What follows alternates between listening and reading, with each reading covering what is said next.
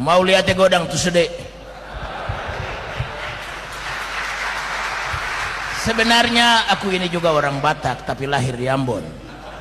Margaku saja nahuai, dalam bahasa Bataknya artinya yang kurasakan. Jadi saya datang ke sini bukan sebagai seorang guru untuk mengajar kita sekalian, jauh daripada itu. Saya pun datang juga bukan sebagai seorang apa, tetapi datang sebagai seorang sahabat yang menceritakan pengalaman bagaimana Tuhan menuntun saya dari pelayanan yang kecil sampai menjadi pelayanan yang besar, dengan anggota yang mulai hanya 14 anggota, yang adalah anggota 14 orang itu mertuaku yang perempuan, istriku berarti, dan aku berarti, potong 3 orang berarti hanya 11 anggota. Dan sekarang menjadi salah satu gereja terbesar di Jakarta dengan anggota lebih dari 10.000 orang.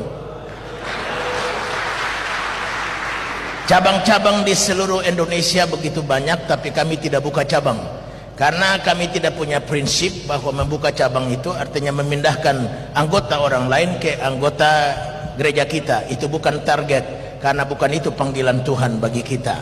Jadi saya tidak mau jadi duri bagi banyak pendeta dan mereka menangis karena saya berbahagia karena maju, bukan begitu. Karena kami tidak buka cabang-cabang di mana-mana, kami hanya membantu gereja yang memang memerlukan bantuan, baik secara rohani, baik secara materi, dan juga secara hal-hal lainnya demi kemajuan daripada gereja itu sendiri. Karenanya kami hanya di Jakarta saja. Kami sekarang sedang membangun gereja dengan dana 100 miliar rupiah. Gereja terbesar di Jakarta. Dan kami tidak pernah menjalankan les, tidak pernah adakan acara makan malam, tidak pernah bikin apa-apa, hanya berdoa saja. Cara Pantekosta lama lah yang kami tiru, yaitu berdoa saja. Makanya kalau surat tanya bapak-bapak pendeta Pantekosta dulu, Pak, saya butuh dana untuk bangun gereja, jawabannya sangat sederhana saja, banyak berdoalah kau, katanya. Jadi kalau banyak berdoa banyak berkat, kurang berdoa kurang berkat, sedikit berdoa sedikit berkat, tidak berdoa tidak ada berkat. Haleluya. Kenapa kita mesti berdoa saja? Oleh karena berkat kita tidak dipegang oleh manusia. Berkat kita dipegang oleh Tuhan Allah yang memegang langit, bumi, lautan dan segala isinya.